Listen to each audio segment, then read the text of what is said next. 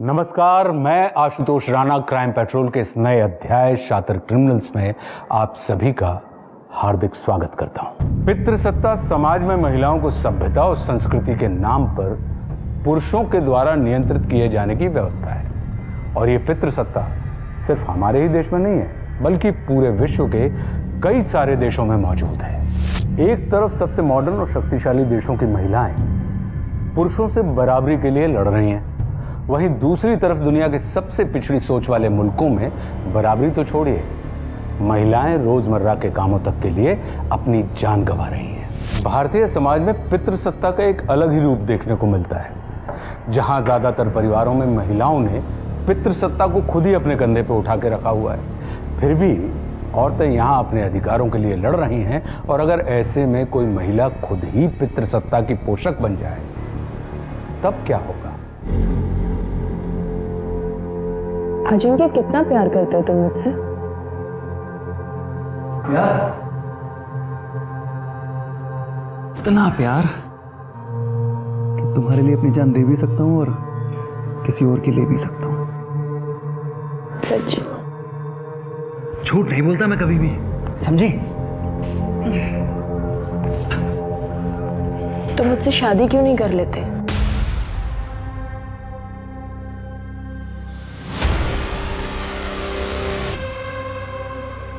कहना और करना दोनों कितनी अलग अलग बातें होती है ना अजिंक्य। तुम मेरे साथ जीना सीख लो। जान लेना जान देना दूर की बात है।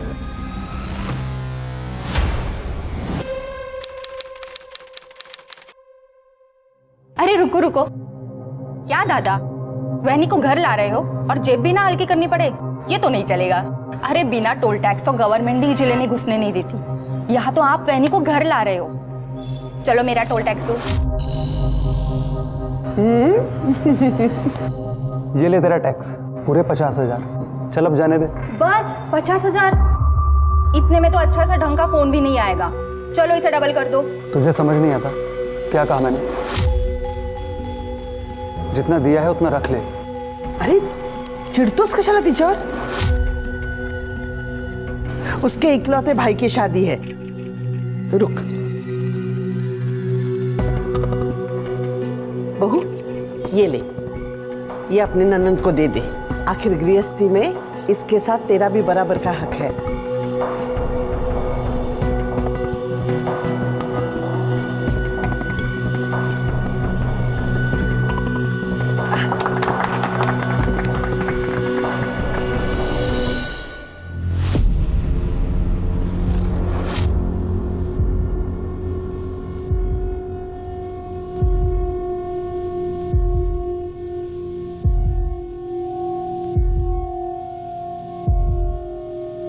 तुम्हें कोई प्रॉब्लम तो नहीं है ना? एक्चुअली मैं बहुत थक गया हूँ, सोना चाहता हूँ।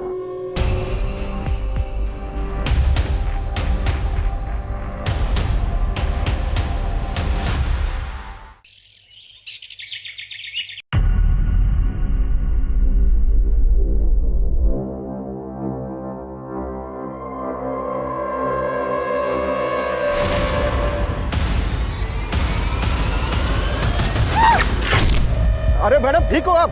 मैडम, अरे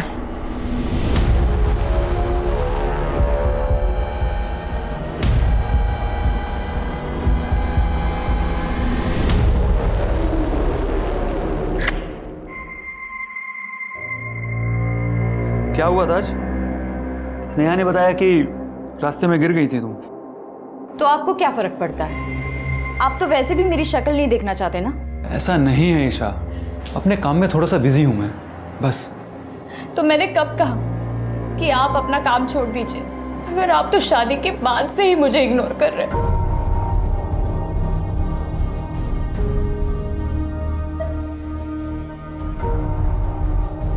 ईशा,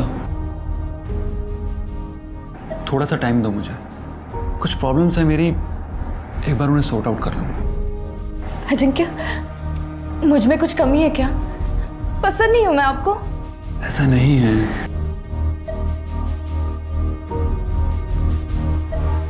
ईशा, ईशा, ईशा सुबह फ्लाइट है मेरी, मुंबई जाना है मुझे, जल्दी उठना है, तो सोने जा रहा हूँ। अजिंक्य,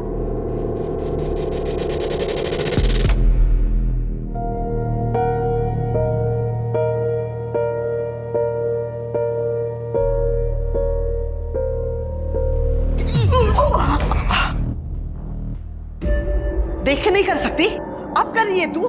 सकाळी का नाही केलंस? मैम वो सर के लिए नाश्ता बना रही थी तो देर हो गई। जा चहा घेऊन ये। काय झालं आई? सुबह सुबह शुरू हो गई? अभी तो पूरा दिन है लोगों को कोसने के लिए। चुप। अरे क्या बात है वहीनी?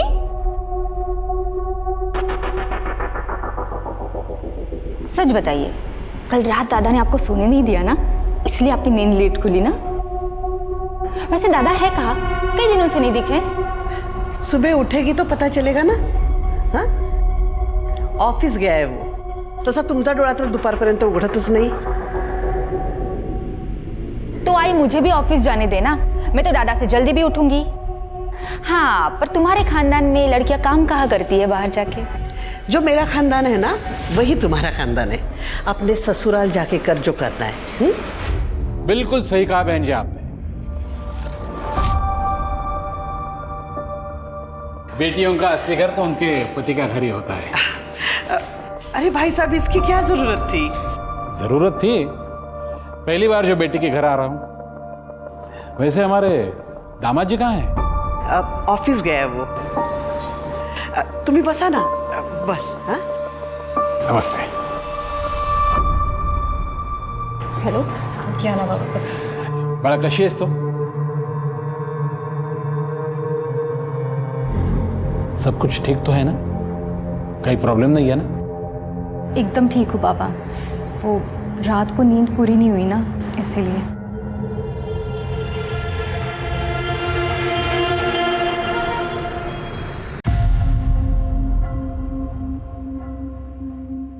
भाई क्या है ये खरोड़ गांव की जमीन खरीदने से मैंने आपको मना किया था, फिर क्यों खरीदी आपने? अमित ने अपने सोर्सेज से कंफर्म कर लिया है। वहां गवर्नमेंट का बहुत बड़ा पावर प्लांट लगने वाला है। जमीनों के दाम बढ़ने वाले हैं। ये अमित, इसकी बात पर आपको मुझसे ज्यादा भरोसा है। इसको तो मैं भी छोड़।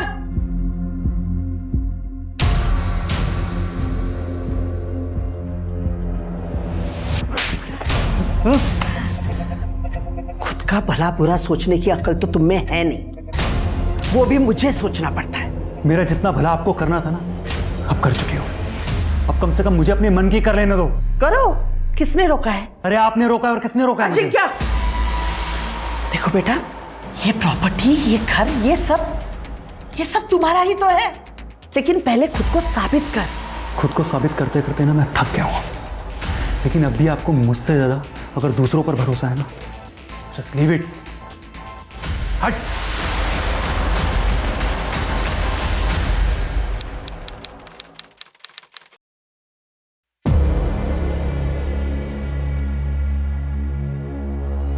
अच्छा एक बात बता,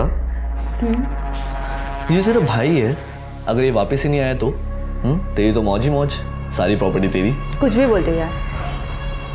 आई मुझे ऑफिस तक जाने नहीं देती, प्रॉपर्टी क्या खाक देगी? और वैसे भी भाभी है ना, भैया के बाद प्रॉपर्टी तो भाभी को ही मिलेगी। चलो भाभी को आधी प्रॉपर्टी मिल गई, बाकी बची हुई प्रॉपर्टी तो तेरी हुई। 1 रुपया नहीं मिलेगा मुझे आसानी से, कुछ तो करना पड़ेगा उसके लिए।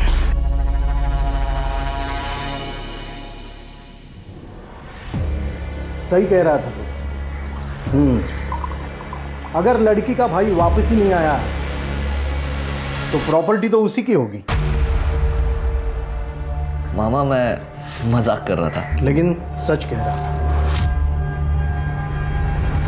लेकिन एक बात गलत बोली, प्रॉपर्टी अगर लेनी है तो पूरी ले, आधा हिस्सा भाभी को भी क्यों देना?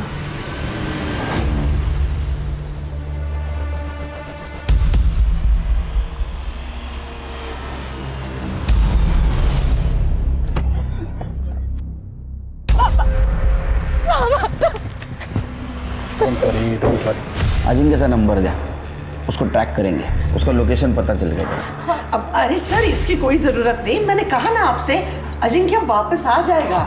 आई 15 दिन से गायब हो, 10 दिन से उनका फोन बंद है और आपको कोई टेंशन नहीं हो रही है? अगम, आपकी बात हुई अजिंक्य से? नहीं। बहुत रिलैक्स नजर आ रही हैं। कहीं फंसा होगा, किसी प्रॉब्लम में होगा, उसका नंबर ट्रैक करेंगे प्रिकॉशन के तौर पर। नंबर दीजिए, उसका फोटो भी देना। सही फोटो उनका। चलिए।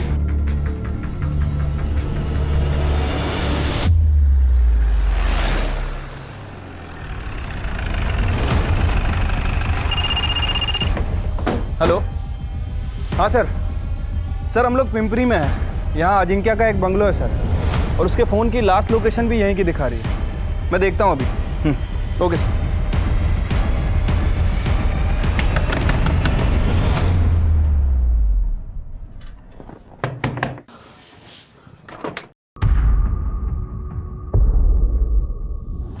अजिंक्य को बुलाओ। साहब तो चले गए घर पे 1 घंटे पहले। चले गए? तुम कौन हो? मैं किशोर, काम करता हूँ यहाँ। जी सर। तुम कौन हो? सर मैं यहाँ का केयर टेकर हूँ। Caretaker?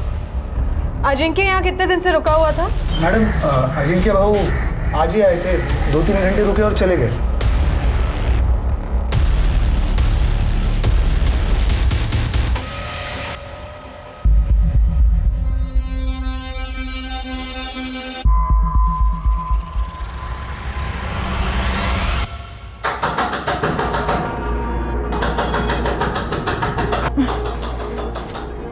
अजिंक्य, कहाँ चले गए थे आप?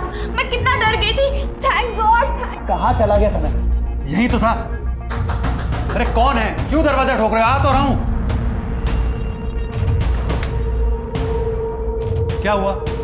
दादा बाहर पुलिस आ गया। सर मैंने आपको पहले ही कहा था, मेरा बेटा घूमने गए, गायब नहीं हुआ। ये तो मेरी बहू फालतू में घबरा गई। अजिंक्य, इसके बाद में जब बाहर घूमने जाओगे तो घर पे इन्फॉर्म करना। चलो, थैंक यू। सीरियसली ईशा, तुमने ये पुलिस को इन्फॉर्म कर दिया? लेकिन आप गायब थे, आपका फोन भी नहीं लग रहा था। मैं बहुत डर गई थी। बच्चा नहीं हूं मैं, अपना ख्याल खुद रख सकता हूँ। और आइंदा से अगर तुमने मेरे किसी भी मामले में दखल देने की कोशिश की तो मैं तुम्हारा... बस बेटा, तुम अपने कमरे में जाओ।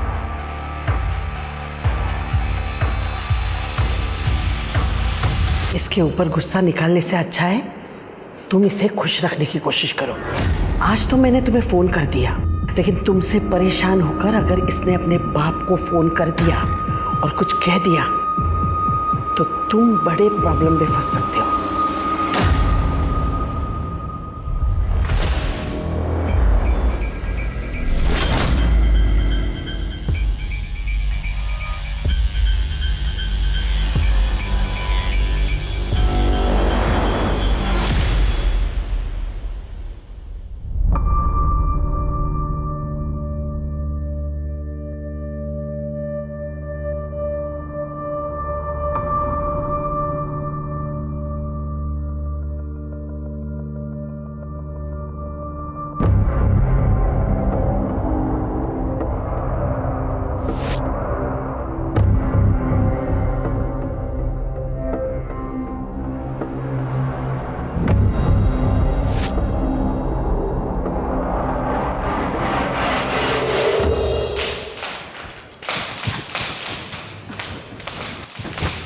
आई, क्या हुआ बेटा, इतनी परेशान क्यों है? आई वो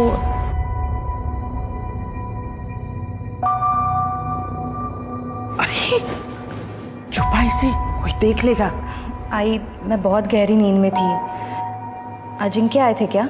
ऐसी कैसी नींद है तुम्हारी कि पता ही नहीं चला? अगर अजिंक्य नहीं आता तो ये कौन करता? वेड़ी कुटली।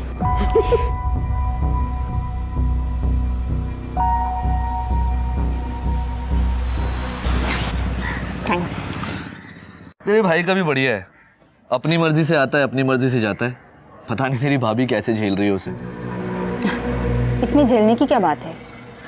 घर में किसी चीज की कमी थोड़ी ना है। एग्जैक्टली, घर में किसी चीज की कमी थोड़ी ना है। करोड़ों की प्रॉपर्टी अलग से, अगर ये सब नहीं होता ना तो कब का छोड़ के भाग गई होती तेरी भाभी तेरे भाई को।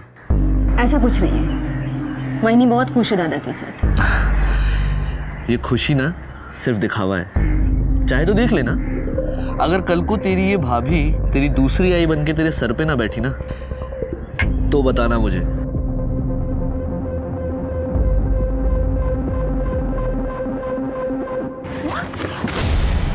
प्लीज मेरी बेटी को बचा लो, सिर्फ तुम ही मेरी बेटी को बचा सकती हो। कौन है आप और कौन है आपकी बेटी?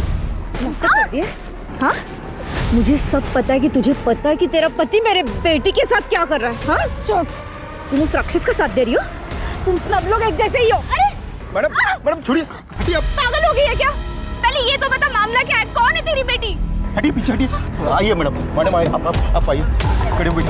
बैठिए हटिए यहाँ से।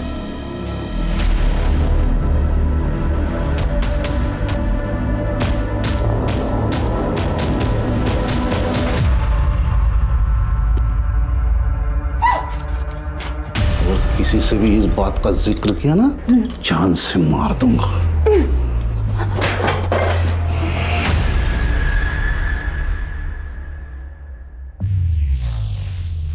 कौन है तुम?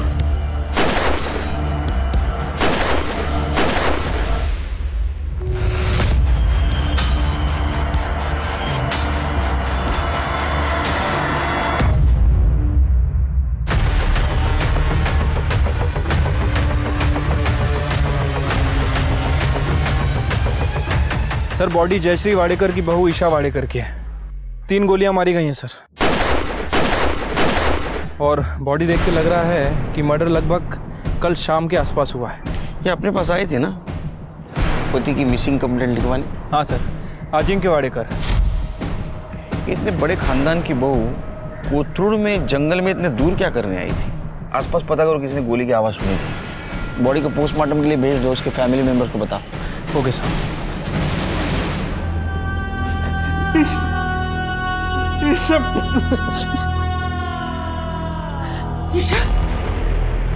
ईशा बाला, बहू रानी क्या हुआ? क्या करने आई हो? पहले तो मेरी बच्ची को मार दिया, अब झूठे आंसू बहाते हो। भाई साहब क्या बात तेरी तो मैं। सर, ईशा पिछले 5 दिन से मेरे घर पर ही थी, क्योंकि अजिंक्य फिर से कहीं चला गया है 10 दिन पहले। फिर से? सर मैंने आपको पहले ही बताया था कि अजिंक्य ट्रैवल का शौकीन है, और इस बार तो वो बता के भी गया है, और ईशा इस बारे में जानती थी। ईशा कोथरूड क्यों गई थी? सर, उसे किसी का फोन आया था कि अजिंक्य घर वापस आ गया करके। वो मगरपट्टा जाने के लिए निकली थी, लेकिन कोथरूड क्यों गई मुझे कुछ नहीं पता सर। अजिंक्य घर आया ही नहीं था तो ईशा को फोन करके क्यों कहेगा? सर, मैंने बहुत बड़ी गलती की है। ईशा की शादी अजिंक्य के साथ करके अजिंक्य के घर वालों ने मारा है ईशा को। ईशा ने कभी कंप्लेंट की थी ससुराल वालों के खिलाफ? सर, उसकी जरूरत ही नहीं थी। उसके चेहरे पे ही लिखा था कि वो अजिंक्य के साथ शादी करके खुश नहीं है। सर कोई कुछ भी कहे, मैं तो सामने देखती थी ना, ईशा कितनी खुश थी मेरे बेटे के साथ। जयश्री जी, लास्ट टाइम जब अजिंक्य गायब हुआ था तो उसकी मिसिंग कंप्लेंट ईशा ने की थी, और इस बार जब वो गायब हुआ है तो ईशा का मर्डर हो गया। कहीं अजिंक्य के गायब होने में और ईशा के मर्डर में कोई कनेक्शन तो नहीं है? सर, ईशा को .09 बोर की पिस्टल से 3 फायर किए गए थे, और तीनों के तीनों फायर पॉइंट ब्लैंक की रेंज से किए हैं। एक गोली से भी मर सकती थी वो, 3 गोलियां मारने की क्या जरूरत थी? सर, हो सकता है खुन्नस, या ये भी हो सकता है कि कातिल रिस्क ना लेना चाहता हो कि ईशा किसी भी हाल में जिंदा बचे। अच्छा, ईशा की सीडिया रिपोर्ट में क्या मिला? कुछ खास नहीं सर, लेकिन हो सकता है कि ईशा को किसी ने इंटरनेट कॉल करके अजिंक्य के वापस आने के बारे में बताया हो, और जब वो अपने फादर के घर से मगरपट्टा के लिए निकली तो हो सकता है कि कातिल पहले से ही उसका वहां पे इंतजार कर रहा हो। ये जिसने भी किया है शिरके पूरे प्लानिंग के साथ किया है। जिसने भी ईशा को मारा है उसको ईशा के मरने से बहुत फायदा हुआ होगा। एक काम करो, दोनों फैमिलीज और रिलेटिव्स को चेक करो और देखो ईशा पे किसको खुन्नस थी, और ये भी चेक करो .09 बोर का पिस्टल किसके पास है। सर, ईशा की पोस्टमार्टम रिपोर्ट आ गई। ईशा की मौत दिन में 12 से 2 बजे के बीच में ही हुई थी। मौत का कारण गोलियां लगना ही है। ईशा की बॉडी पे कोई भी रेप या सेक्सुअल असॉल्ट के साइंस नहीं है। लेकिन सर सबसे इंपॉर्टेंट बात जो पोस्टमार्टम रिपोर्ट में सामने आई है वो ये है कि ईशा 2 महीने प्रेग्नेंट थी। इसका मतलब उन दरिंदों ने ईशा के साथ साथ उसके बच्चों को भी मार दिया? नहीं सर, ईशा ने अपने प्रेगनेंसी के बारे में मुझे कुछ नहीं बताया। वो क्यों छुपा रही थी? आप कुछ जानती हैं इस बारे में? नहीं, वहीनी ने मुझे कुछ नहीं बताया था। सर हमने खबरियों को कॉन्ट्रैक्ट किलर्स के पीछे छोड़ दिया है। उन्हें कुछ भी पता चलेगा तो वो हमें इन्फॉर्म करेंगे। और सर जहाँ तक बात है ईशा की फैमिली की, तो ईशा की फैमिली में किसी के पास भी .09 बोर की पिस्टल नहीं है। सर मुझे तो शुरू से ही दाल में कुछ काला लग रहा था। श्री की दाल में काला नहीं, पूरी दाल काली है। एक काम करो श्री, ये ईशा का थरोली इन्वेस्टिगेशन करो।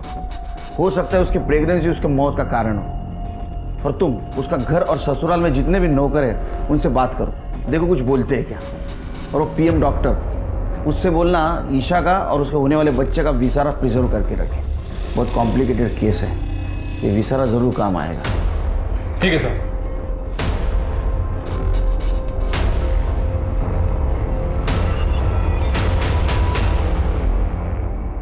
सर वाडेकर फैमिली के बारे में एक इंटरेस्टिंग बात पता चली है। सर लगभग 20 साल पहले जयश्री वाडेकर के पति प्रभात वाडेकर की गोली मारकर हत्या कर दी गई थी।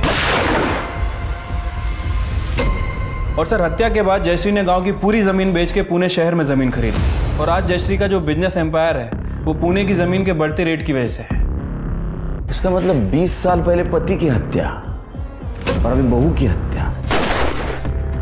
इतना ही नहीं सर, अजिंक्य और उसकी फैमिली जितना अपने आप को दूध का दूल्हा बता रहे हैं, शायद वो उतने दूध के दूल्हे हैं नहीं सर। मतलब? सर करीब 3 महीने पहले जवार थाने में एक लड़की सुनिधि तांबे को किडनैप करने की एनसी फाइल की गई थी अजिंक्य के अगेंस्ट। पुलिस इस केस को इन्वेस्टिगेट करना शुरू भी करे उसके पहले ही एनसी वापस ले ली गई। किसने एनसी की? सुनिधि तांबे की माँ रजनी ने। वो अजिंक्य हमारे पास जमीन खरीदने आया था, पर जमीन खरीदते खरीदते उसने मेरी बच्ची को अपने प्यार के जाल में फंसा लिया सर। तो मुझसे शादी क्यों नहीं कर लेते? और जब उसका मन भर गया तो किसी और से शादी कर ली उस अजिंक्य ने।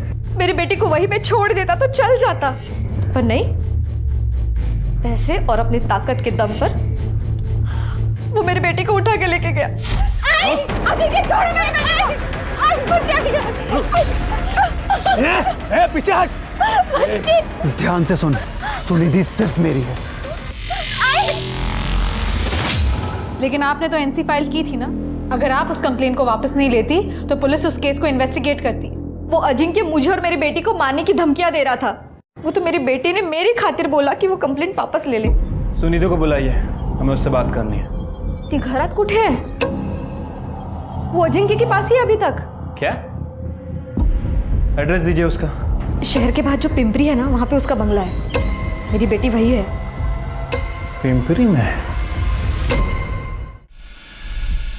हाँ सर, यही मैडम तो थी जो अजिंक्य साहब के साथ रहती थी यहीं पर, मगर 8-10 दिन पहले साहब के साथ यहाँ तक चली गई। ये मैडम को कभी देख के ऐसा लगा कि वो अजिंक्य के साथ जबरदस्ती रह रही है? नहीं सर, ऐसा तो ज़बरदस्ती मुझे कुछ नहीं लगा। दोनों पार्क में साथ में बैठते थे, सुबह शाम घूमने जाया करते थे, कभी कभी बाहर भी जाते थे। Are you sure इन दोनों के बीच में कभी कोई गड़बड़ नहीं थी? नहीं मैडम, दोनों के बीच में तो कुछ गड़बड़ नहीं थी, लेकिन एक दूसरी मैडम आई थी साहब के यहाँ से जाने के 1 दिन पहले, तब दोनों में बहुत झगड़ा हुआ था। क्या वो औरत ये थी? हाँ यही थी। निकल, चल यहाँ से। निकल इधर से। मैं पुलिस में जाऊंगी। अरे हाँ, तेरे को जहाँ जाना है जा, डरता नहीं हूँ मैं किसी से। सर बंगलो के केयरटेकर रमेश ने जो बताया था, सर इसे देखकर तो ऐसा ही लग रहा है कि सुनिधि अपनी मर्जी से अजिंक्य के साथ रह रही थी। सर ऐसा भी हो सकता है कि इन दोनों को साथ में रहना हो, इसलिए दोनों ने किडनैपिंग का नाटक किया हो। लेकिन जब सुनिधि की माँ रजनी ने पुलिस में कंप्लेंट फाइल की तो जान का खतरा बताकर सुनिधि ने अपनी माँ के पास से कंप्लेंट वापस करवा ली। सर ये दूसरा वीडियो। पॉसिबिलिटी है, क्योंकि ईशा अजिंक्य से लड़ने गई थी और उसने उसको पुलिस की धमकी दे दी, और नेक्स्ट डे अजिंक्य और सुनिधि दोनों गायब हो गए, और अब ईशा को रास्ते से हटा दिया। लेकिन शिरके इतना सब उसके लाइफ में मैटर चल रहा था कि जयश्री जी को पता नहीं था। सर ये बात तो ईशा के फादर को भी नहीं पता थी। क्या झगड़े के वक्त से ही अपने फादर के साथ रह रही थी। ना तो उसने प्रेगनेंसी की बात अपने फादर को बताई और ना ही सुनिधि के बारे में। और सबसे इम्पोर्टेंट बात, ये बंगला और अजिंक्य और सुनिधि के बारे में ईशा को बताया किसने? सर इस बारे में मैंने जयश्री जी से बात की थी। सर सुनिधि के साथ मेरे बेटे ने अपना रिश्ता कब का खत्म कर लिया था, और अब आप कह रहे हैं कि मेरे बेटे ने सुनिधि को जबरदस्ती अपने साथ रखा था। मेरे लिए तो पेपर्स ओके हैं, एक बार क्रॉस चेक करवा के डॉक्यूमेंटेशन के लिए भेज दो। Okay ma'am. बेटा जी मैडम ने पेपर भेजे डॉक्यूमेंटेशन से पहले देखने के लिए। आपने देख लिए ना? हाँ ओके। तो भेज दीजिए डॉक्यूमेंटेशन के लिए। मैं आप पे कैसे डाउट कर सकती हूँ? आखिर हमें ही तो एक दूसरे का ख्याल रखना है। वाडेकर परिवार में शक्ति का केंद्र बदल चुका था। हर बार अजिंक्य की वापसी का भरोसा रखने वाली जयश्री ने इस बार अजिंक्य की वापसी का इंतजार ना करके अपने स्वाभाविक उत्तराधिकारी के तौर पर स्नेहा को चुन लिया था, जबकि वो हमेशा लड़कियों के काम करने के खिलाफ रही थी। क्या उसे कुछ ऐसा पता था जो अपने उत्तराधिकारी का चुनाव करना उसकी मजबूरी बन गई थी?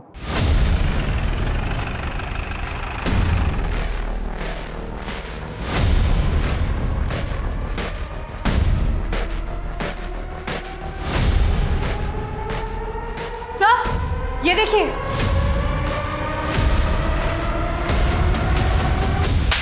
क्यों मारा? ईशा को क्यों मारा? सर मैं क्यों मारूंगा ईशा को?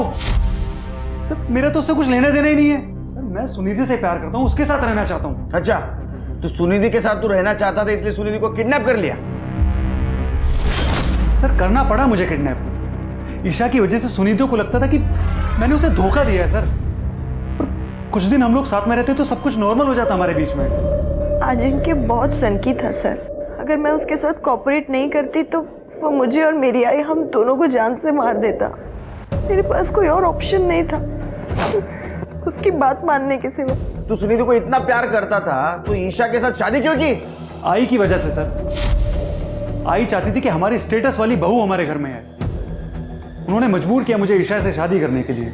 सर मैंने तो उम्मीद ही छोड़ दी थी कि अजिंक्य मुझे कभी जाने भी देगा, लेकिन कुछ दिन पहले उसकी बीवी ईशा बंगलों पर आ गई थी।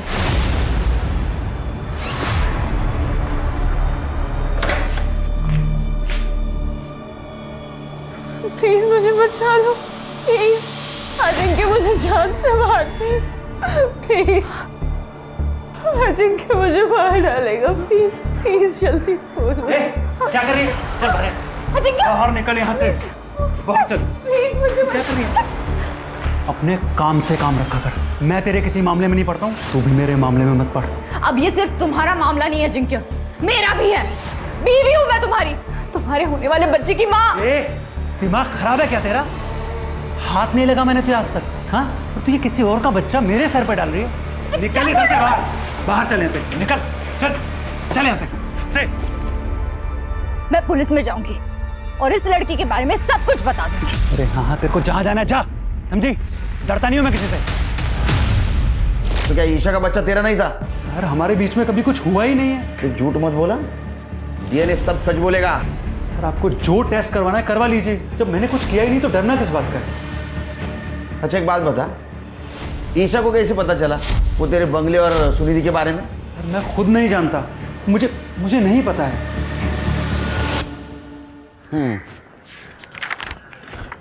सर अजिंक्य के फ़ोन लोकेशन के हिसाब से पिछले 2-3 महीने में उसकी फ़ोन की लोकेशन वाडेकर हाउस में बहुत कम रही है सर।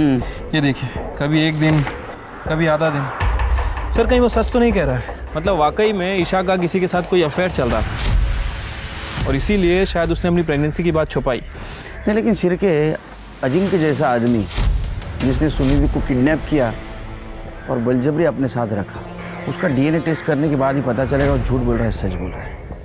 अगर झूठ बोल रहा है तो अरेस्ट कर लेंगे, और अगर वो सच बोल रहा है तो इसका मतलब ये है कि ईशा की ज़िंदगी में कोई और था। जब आपको मालूम है कि ईशा का संबंध किसी और आदमी के साथ था, तो मेरे बेटे को क्यों पकड़ के रखा है? उसे बेवजह जयश्री जी शायद अब ये भूल रही है कि आपके बेटे के खिलाफ किडनैपिंग और रेप के चार्जेस है। सर, ऐसे चार्ज तो 50-60 हजार में वापस लिए जाते हैं, और ये काम है सुनिधि जैसे लड़कियों का, जो हम जैसे अमीर खानदान के लड़कों को फंसा के ये सब पैसा वसूल करती है। देखिए जयश्री जी, जी हाँ जी। आप कहाँ से आ रही है? ऑफिस से। सब दादा के नहीं रहने पर किसी को तो काम संभालना पड़ेगा ना। अब आई अकेले तो सब कुछ नहीं संभाल सकती। लेकिन आपके दादा भी जिंदा है और आपके वहिनी का मर्डर हुआ है। आप कहना क्या चाहते हैं सर? कहना नहीं, पूछना चाहता हूँ। आपके वहिनी के अफेयर के बारे में कुछ पता है आपको? नहीं, मुझे इसके बारे में कुछ नहीं पता। शिरके, मुझे डाउट आ रहा है इन लोगों पर, घुमा रहे हैं हमें। एक काम करो, ये ईशा के कांटेक्ट में जितने भी मर्द है सबका डीएनए टेस्ट करवाओ और शुरुआत इस घर के नौकरों से करो। ठीक है सर।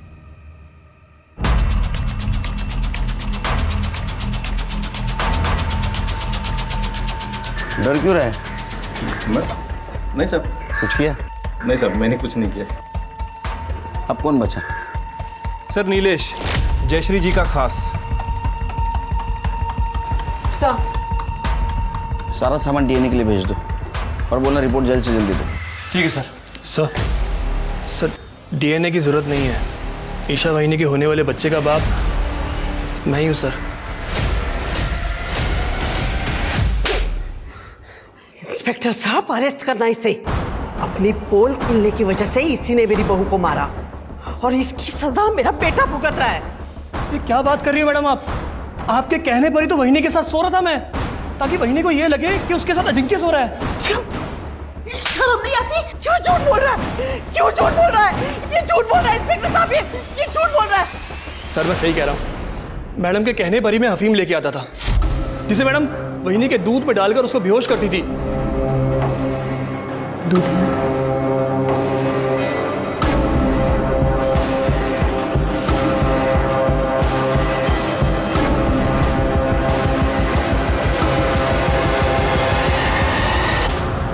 सर ये झूठ बोल रहा है, झूठ बोल रहा है। अरे घेऊन चला, क्या सच क्या झूठ हम पता करेंगे। सर, नीलेश अभी भी अपनी बात पे अड़ा हुआ है। उसका कहना है कि उसने जो कुछ भी किया है जयश्री के कहने पे किया है। लॉजिकली सोचो शिरके, एक बड़ा घर है, उस घर में एक नौकर है और उसने उस घर के बहू के साथ संबंध बनाए हुए हैं और घर में किसी को मालूम नहीं। सर पॉसिबल तो नहीं है, लेकिन हमारे पास जयश्री के खिलाफ कुछ है भी नहीं, सिर्फ वो एक नीलेश का स्टेटमेंट है। नहीं, सबूत तो नहीं है, लेकिन वाडेकर हाउस में एक आदमी है जिसके चेहरे पे लिखा है वो कुछ जानता है।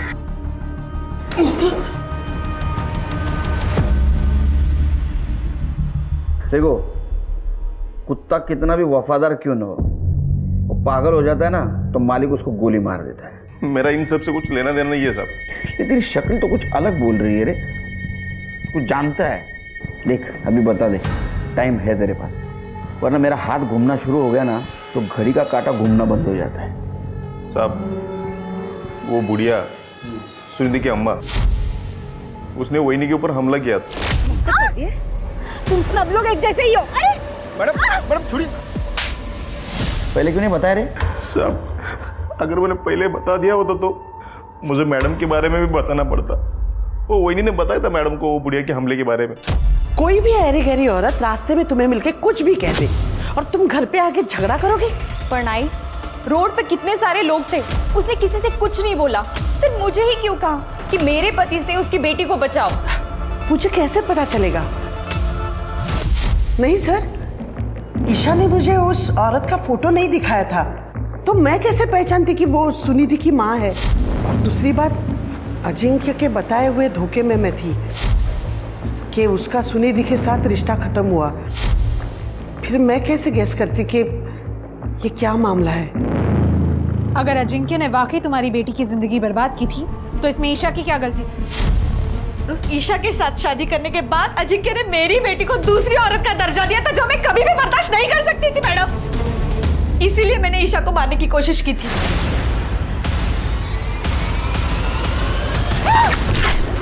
अरे मैडम ठीक हो आप? लेकिन वो बच गई। इसलिए तुमने दोबारा ट्राई किया। तुम सब लोग एक जैसे ही हो। अरे मैडम छोड़िए। लेकिन तीसरी बार ईशा बच नहीं पाई। वाकई तुमने उसे मार दिया। नहीं नहीं, मेरी आई ने ईशा को नहीं मारा है। मेरी आई किसी को भी नहीं मार सकती है। मैंने सुना था ईशा को 3 गोलियां लगी थी ना। एक बार हमारी हालत तो देखिए। मैं अपने बच्चे का इलाज नहीं कर पा रही थी हॉस्पिटल में, इसलिए उसको घर पे लेके आई। जो धक्का वक्का करना था वो मैंने किया, पर ईशा पे गोलियां चलाने के लिए पैसे मेरे पास नहीं थे। मैडम लेके जा रहे हो? मैडम छोड़ो मैडम, मैंने कुछ नहीं किया। मेरी आई ने कुछ नहीं किया। सर ये जयश्री कभी नहीं चाहती थी कि स्नेहा बिजनेस में दखल अंदाजी दे, लेकिन अभी स्नेहा बिजनेस में दखल अंदाजी देने लगी है।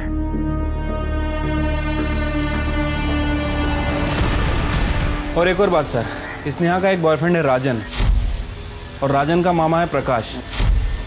पिछले दिनों इन दोनों को अजिंक्या के पिंपरी वाले बंगले पे चक्कर लगाते हुए देखा गया है। केयरटेकर रमेश ने इन दोनों को पहचाना है सर। दोनों अंदर बैठे हैं। देख अब सच बोल, नहीं तो सच बोल, पट्टे से ऐसा मारूंगा ना जिंदगी भर याद रखेगा। सर स्नेहा के बोलने पे सर हम लोगों ने अजिंक्य का पीछा किया था सर, तभी उसके बंगले तक पहुंचे सर।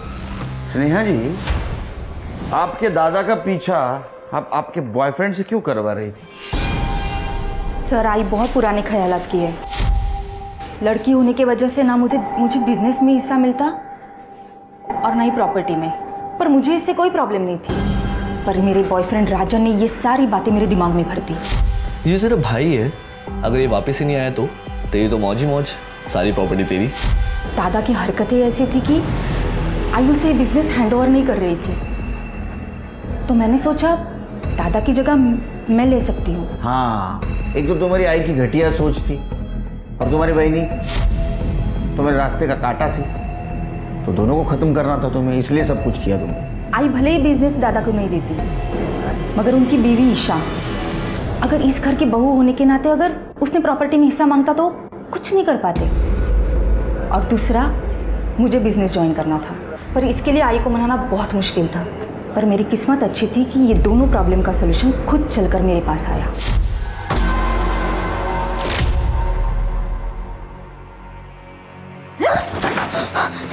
ये क्या कर रहे हैं आप? डर क्यों रही है? हाँ, नहीं मुझे पता है तेरा पति अजिंक्य तुझे खुश नहीं रख पाता। तो बोले तो वो कमी मैं पूरी कर दूं? हिम्मत कैसी हुई आपकी ये सब सोचने की? मैं भी आई को सब बोल दूंगी, सब बता दूंगी। अगर किसी से भी इस बात का जिक्र किया ना, जान से मार दूंगा। वैसे भी तो किसी से भी ये बात कहेगी ना, तेरी बात कोई नहीं मानेगा। लेकिन अगर मैं आई को बताऊंगी ना, तो वो जरूर मानेगी।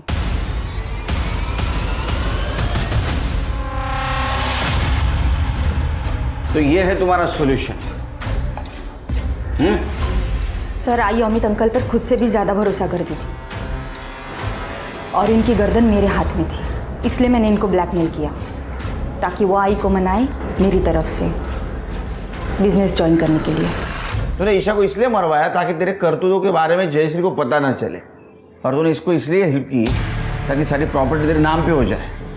नहीं सर, मैं ब्लैकमेल कर सकती हूँ लेकिन किसी का खून नहीं। मैंने वही को रास्ते से हटाने के लिए उनके साथ माइंड गेम खेला था। इतनी अच्छी जिंदगी है आपकी, क्यों बर्बाद कर रही हो उसे? छोड़ दो ना दादा को। वीडियो है इसका, तू शादी हो चुकी है मेरी, जिसकी कोई वैल्यू ही नहीं है उनको। मैंने वहीनी को दादा और सुनिधि के बारे में सब कुछ बताया था, पर उन्होंने मुझसे सबूत मांगे अपनी बात साबित करने के लिए। इसलिए मैंने राजन से कहकर दादा का पीछा करवाया और सुनिधि का एड्रेस निकाला और भाभी को दे दिया। वहीनी ने अपनी आंखों से सारी सच्चाई देखी थी, मगर किसी से कुछ नहीं कहा, और अगर मैं किसी से कुछ कहती तो दादा ही मुझे जान से मार देते, इसलिए मैं भी चुप बैठी। स्नेहा भी यही बात रिपीट कर रही थी, और मुझे भी ये बात परेशान कर रही थी। अगर उस दिन ईशा ने अजिंक्य और सुनिधि का झगड़ा देखा तो उसने किसी को बताया क्यों नहीं? झगड़ा कितनी तारीख को हुआ था? सर 5 तारीख को। तुरंत 5 तारीख का ईशा का मोबाइल लोकेशन और कॉल डिटेल्स निकालो, और देखो वो कहाँ गई थी, किससे बात की, किससे मिली, सब डिटेल्स निकालो। सर। अरे नीलेश और अजिंक्य, उनकी डीएनए रिपोर्ट का क्या हुआ? So we on it. Good. Sir Prabhat Wadekar याद है? हाँ, जयश्री का पति। सर ये उसी की केस फाइल है।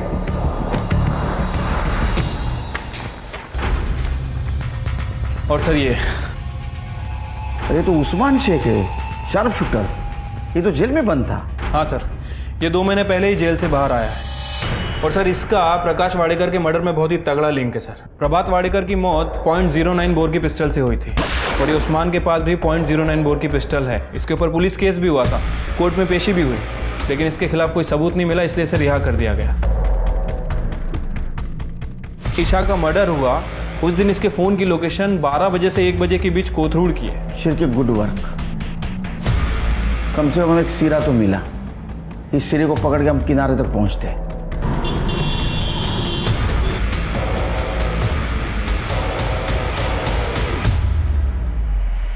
जयश्री जी, आपने झूठ बोला हमसे।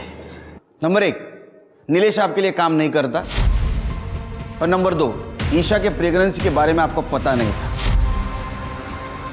फिर तो बकवास कर रहे हैं आप। आपने झूठ बोला, इसका सबूत है हमारे पास। किरण, बता इनको क्या देखा था उस दिन। डरो मत। मैंने तुम्हें अपने बहू के साथ सिर्फ सोने के लिए कहा था ताकि वो अजिंक्य के धोखे में रहे। तुमने उसे प्रेग्नेंट कर दिया, इडियट। गलती होगी मैडम।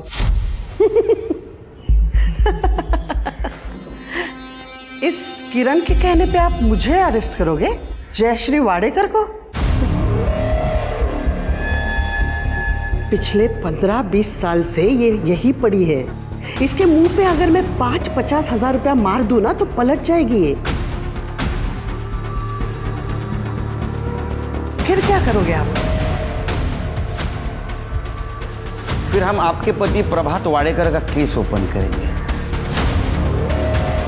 जिसको 20 साल पहले आपने सुपारी देकर मरवाया था उस्मान शेख के हाथों से, और अब ईशा को मरवाया है उसी के हाथों से। इतना काफी है ना? क्लाइमैक्स पुलिस स्टेशन में। ये रहा उस्मान, पहचाना ना इसको? और ये रही उस्मान की गन, जिससे तूने ईशा और प्रभात वाडेकर को मरवाया था। और ये रही कैश, जो तूने उस्मान को सुपारी के तौर पे दी थी। इसका कन्फेशन और स्टेटमेंट भी हमारे पास। अरे मेन प्रूफ तो बताना भूल ही गया। आप दोनों का मोबाइल, जिसमें उस्मान ने फोटो भेजी थी ईशा की मर्डर के बाद कंफर्मेशन के तौर पे।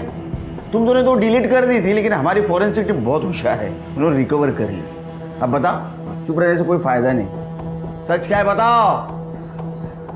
नीलेश के जरिए ईशा को बेवकूफ बनाने का मेरा प्लान एकदम परफेक्ट था, लेकिन उस गधे ने ईशा को प्रेग्नेंट कर दिया। और जब मेरे बेटे अजिंक्य ने ईशा को सच्चाई बताई तो ईशा सीधा मेरे पास आई। बेटा, अजिंक्य अभी गुस्से में है, इसलिए ऐसे बोल दिया होगा। मैं बात करती हूँ उससे, सब ठीक हो जाएगा। बात कीजिए आप अपने बेटे से। अगर अजिंक्य ने इस बच्चे को नहीं अपनाया तो आई, मैं पुलिस में जाऊंगी। अगर ईशा पुलिस के पास चली जाती तो मेरा बेटा अजिंक्य किडनैपिंग के केस में फंस जाता। और अगर मैं अजिंक्य को मना भी लेती ईशा के साथ रहने के लिए, तो भी जयश्री वाडेकर का वारिस एक नौकर का बच्चा कैसे हो सकता था? तुम्हारे पास तो इतना पैसा है, दूसरा कोई रास्ता ढूंढती, मरवाने की क्या जरूरत थी? अगर मैं ईशा को बच्चा गिरवाने कहती तो उसे डाउट हो जाता और मेरे बिछाए हुए जाल में मैं खुद फंस जाती। वैसे भी मेरा बेटा अजिंक्य सुनिधि के साथ खुश रहता था, तो ईशा का और उसके बच्चे का मेरे घर में क्या काम था? इसलिए मैंने उस्मान को याद किया। कौन है तुम? खुद एक माँ होकर भी इतनी बेरहम कैसी है आप? पहले ईशा को भी मार दिया, ईशा को होने वाले बच्चे को भी मार दी। खोट अजिंक्य में नहीं, तुम्हारे परवरिश में। तो ऐसा निकलेगा ही। चार्जशीट बनाओ।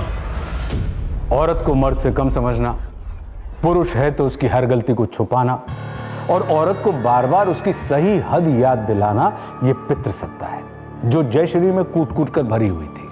अजिंक्य उसके घर का चिराग था, जबकि स्नेहा पराये घर की अमानत। परिवार के नाम और प्रतिष्ठा के लिए जयश्री ने अजिंक्य को ईशा से शादी करने के लिए मजबूर जरूर किया, मगर अजिंक्य खुश रहे इसलिए उसने उसे घर से बाहर कुछ भी करने की खुली छूट दे दी थी। अपने बेटे के गलत कामों की पोल ना खुले, इसलिए जयश्री ने ईशा के साथ नीलेश के जरिए जो किया था वो बहुत ही गंदा था। और आखिर में जब ईशा जयश्री के पापों के जीते जागते सबूत को जन्म देने वाली थी तो जयश्री ने उसे रास्ते से ही हटा दिया। बराबरी का समाज भारत में आज भी बहुत दूर का सपना है, लेकिन ये दूरी हमें धीरे धीरे ही सही तय तो करनी ही होगी, तभी हम दुनिया के सामने एक प्रगतिशील और उन्नत समाज होने का दावा कर सकेंगे। अब मैं आशुतोष राणा आपसे विदा लेता हूं। हम फिर मिलेंगे एक ऐसी ही कहानी के साथ जो आपको रखेगी सतर्क और जिंदगी को सुरक्षित। तब तक अपना और अपने परिवार का ख्याल रखिए और देखते रहिए क्राइम पेट्रोल सतर्क। जय हिंद।